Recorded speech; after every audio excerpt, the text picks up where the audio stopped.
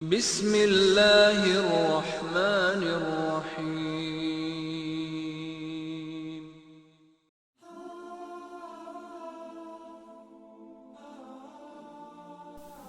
السلام عليكم ورحمة الله. الحمد لله رب العالمين. اللهم صل على محمد وعلى آل محمد كما صليت على إبراهيم وعلى آل إبراهيم إنك حميد مجيد.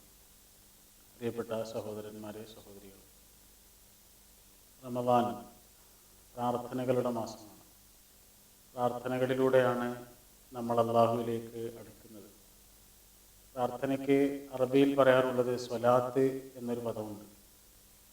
നിസ്കാരത്തിന് ഉപയോഗിക്കുന്നൊരു പദമാണ്. സ്വലാത്ത് എന്ന പദം വന്നിട്ടുള്ളത് സ്വിലത്ത് എന്ന പദത്തിൽ നിന്നാണ്. സ്വിലത്ത് എന്ന് പറഞ്ഞാൽ കണക്ഷൻ എന്നാണ്, ബന്ധം. അപ്പോൾ അള്ളാഹുവോടുള്ള നമ്മുടെ കണക്ഷൻ മുറിയാതെ, തകരാതെ, കുറഞ്ഞു പോകാതെ സംരക്ഷിക്കാനുള്ള നല്ല മാർഗമാണ് അള്ളാഹുവിനോട് നിരന്തരമായി നമ്മുടെ മനസ്സിൽ ഉയരുന്ന പ്രാർത്ഥനകൾ.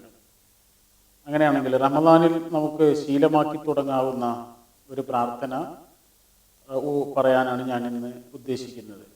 ഈ പ്രാർത്ഥനയ്ക്കുള്ളൊരു പ്രത്യേകത, അള്ളാഹുവിൻ്റെ റസൂൽ സല്ലല്ലാഹു അലൈഹി വസല്ലം മഖാമു ഇബ്രാഹിമിൽ വെച്ച് നിസ്കരിക്കുമ്പോഴൊക്കെ പ്രാർത്ഥിക്കാറുണ്ടായിരുന്ന ഒന്നാണ്. ഈമാൻ വർദ്ധിക്കുവാനും ഈമാനിൻ്റെ ഗുണങ്ങൾ വർദ്ധിക്കാനും സ്വാധീനം വർദ്ധിക്കാനുമുള്ള അഭ്യർത്ഥനയാണ് ഈ പ്രാർത്ഥനയിൽ ഉള്ളത്.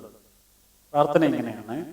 അല്ലാഹുമ്മ ഇന്നി അസ്അലുക ഈമാനൻ യുബാശിറു ഖൽബി യഖീനൻ സ്വാദിഖൻ ഹത്താ അഅലമ അന്നഹു ലൻ യുസ്വീബനി ഇല്ലാ മാ കതബതലി വരിദൻ ബിമാ ഖസംതലി.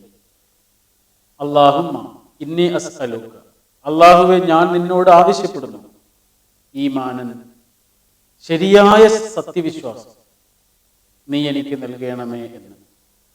ഇനി റസൂലുള്ള പറയുന്നത് ആ ഈമാന് ഉണ്ടായിരിക്കേണ്ട 3 ഗുണങ്ങളാണ്. ഏതാണ് ആ 3 ഗുണങ്ങൾ? ഒന്നാമത്തേത് യുബാശിറു ഖൽബി, എന്റെ കൽബിലേക്ക് ഇറങ്ങിയ ഈമാൻ. വെറുതെ പറയാനും പ്രസംഗിക്കാനും മനഃപ്പാഠമാക്കുവാനുമുള്ള ഈമാനല്ല, എന്റെ കൽബിന്റെ ഉള്ളിലേക്ക് വേരു പിടിച്ച് ഇറങ്ങിയ ഈമാൻ. ഒരു വലിയ കാറ്റ് വരുമ്പോഴും നല്ല ഒരു മരം വീണു പോകാതിരിക്കുന്നതിന്റെ കാരണം ആ മരത്തിൽ നിറയെ ഇലകൾ ഉണ്ടായതുകൊണ്ടല്ല, ആ മരത്തിന് ധാരാളം ചില്ലകൾ ഉണ്ടായതുകൊണ്ടല്ല, മറിച്ച് ആ മരത്തിന് ഭൂമിയുടെ ഉള്ളിലേക്ക് വേര് പിടിച്ച് പറ്റിച്ചേർന്ന് കിടക്കുന്ന നല്ല വേരുകൾ ഉണ്ടായതുകൊണ്ടാണ് ആ മരം വീണു പോകാത്തത്. എന്നതുപോലെ പരീക്ഷണങ്ങളുടെയും പ്രതിസന്ധികളുടെയും സങ്കടങ്ങളുടെയും ഒക്കെ കാറ്റ് വന്ന് വീശുമ്പോഴും നമ്മൾ തകർന്നു പോകാതിരിക്കണം എന്നുണ്ടെങ്കിൽ നമ്മുടെ ഉള്ളിന്റെ ഉള്ളിലേക്ക് വേര് പിടിച്ച് ആഴ്ന്നിറങ്ങുന്ന ഈമാൻ നമുക്ക് ആവശ്യമുണ്ട്. അതാണ് റസൂലുള്ള ഈ പ്രാർത്ഥനയെ സൂചിപ്പിക്കുന്നത്. ഖൽബിലേക്ക് ഇറങ്ങിയ ഈമാൻ, അതാണ് ഒന്നാമത്തെ ഗുണം. രണ്ടാമത്തെ ഗുണം എന്താണ്? യഖീനൻ, ശക്തമായ ഈമാൻ. മൂന്നാമത്തേത് സ്വാദിഖൻ, സത്യസന്ധമായ ഈമാൻ. അതീവ സ്വകാര്യമായ എൻ്റെ ജീവിതത്തിലും പരസ്യ ജീവിതത്തിലും എന്നെ സ്വാധീനിക്കുന്ന ഈമാൻ. ഇങ്ങനെ 3 ഗുണങ്ങളാണ് ആ ഈമാനിന് വേണമെന്ന് റസൂലുള്ള ചോദിക്കുന്നത്. ഇനി പറയുന്നത് ഈമാന് കൊണ്ട് കിട്ടേണ്ട 2 ഗുണങ്ങളാണ്. അതെന്താണ്? ഹത്താ അഅലമ അന്നഹു ലൻ യുസീബനി ഇല്ലാ മാ കതബതലി, എനിക്ക് മനസ്സിലാകണം, അല്ലാഹുവേ എനിക്ക് മനസ്സിലാകണം, ലൻ യുസീബനി ഇല്ലാ മാ കതബതലി, എൻ്റെ ജീവിതത്തിൽ നിന്റെ തീരുമാനമല്ലാതെ മറ്റൊന്നും സംഭവിക്കുന്നില്ല എന്ന്. എൻ്റെ ജീവിതത്തിൽ എന്ത് സംഭവിച്ചോ അല്ലാഹുവേ അത് നിന്റെ തീരുമാനമാണ്, നിന്റെ വിധിയാണ് എന്ന് മനസ്സിലാക്കിക്കൊണ്ട് എനിക്ക് ജീവിക്കാൻ കഴിയണം. അങ്ങനെ എനിക്ക് പാകം നൽകുന്ന, പക്വത നൽകുന്ന ഈമാൻ നീ എനിക്ക് നൽകണം. രണ്ടാമത്തെ ഗുണം എന്താണ്? വരിദൻ ബിമാ ഖസംതലി, നീ എനിക്ക് എന്താണോ തന്നത് അതിലെനിക്കൊരു സന്തോഷം ഉണ്ടാവണം. റിദ എന്ന് പറഞ്ഞ സംതൃപ്തി, സന്തോഷം. ബിമാ ഖസംതലി, നീ എനിക്ക് എന്താണോ തന്നത്, അത് എത്ര കുറച്ചാണെങ്കിലും എത്ര പരിമിതമാണെങ്കിലും, എൻ്റെ സൗകര്യങ്ങൾ, എൻ്റെ വരുമാനം, എൻ്റെ ജീവിത സുഖങ്ങൾ, എൻ്റെ ആരോഗ്യം, എൻ്റെ വീട് ഇങ്ങനെ തുടങ്ങി ഓരോ മനുഷ്യന്റെയും ചെറുതും വലുതുമായ ആവശ്യങ്ങളിൽ ഓരോരുത്തർക്കും അള്ളാഹു വിഹിതമായി നൽകുന്ന ഒന്നുണ്ട്. അതേ ഉണ്ടാവുള്ളൂ, അതേ ലഭിക്കുള്ളൂ.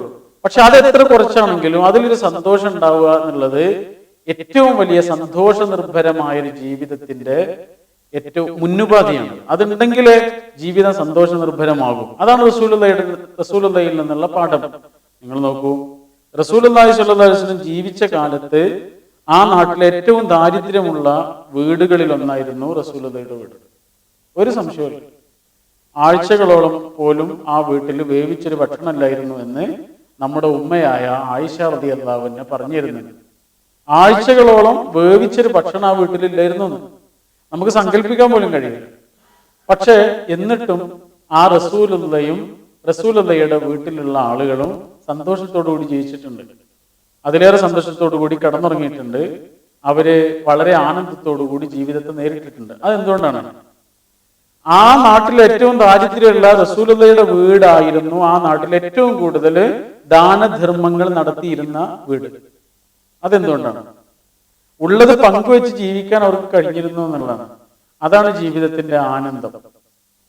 അപ്പൊ അവസാനമായി പറഞ്ഞ അള്ളാഹു എന്താണോ തന്നത് അതിൽ സന്തോഷിച്ച് ജീവിക്കാൻ കഴിയുക, ഇതുകൂടി പറഞ്ഞിട്ടാണ് ആ പ്രാർത്ഥന റസൂലുള്ളാഹി അവസാനിപ്പിക്കുന്നത്.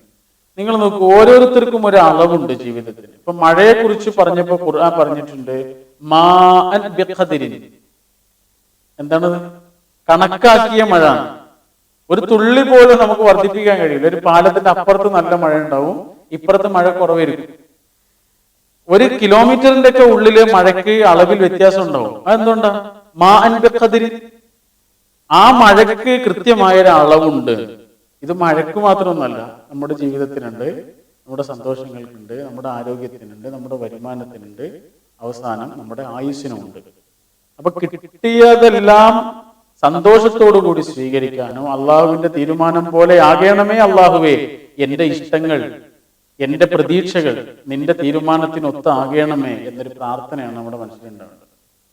ആ പ്രാർത്ഥന ഒന്നുകൂടി ചൊല്ലാം. അല്ലാഹുമ്മ ഇന്നി അസ്അലുക ഈമാനൻ യുബാശിറു ഖൽബി യഖീനൻ സ്വാദിഖൻ ഹത്താ അലമ അന്നഹു ലൻ യുസീബനി ഇല്ലാ മാ കതബ്തലി വരിദൻ ബിമാ ഖസംതലി.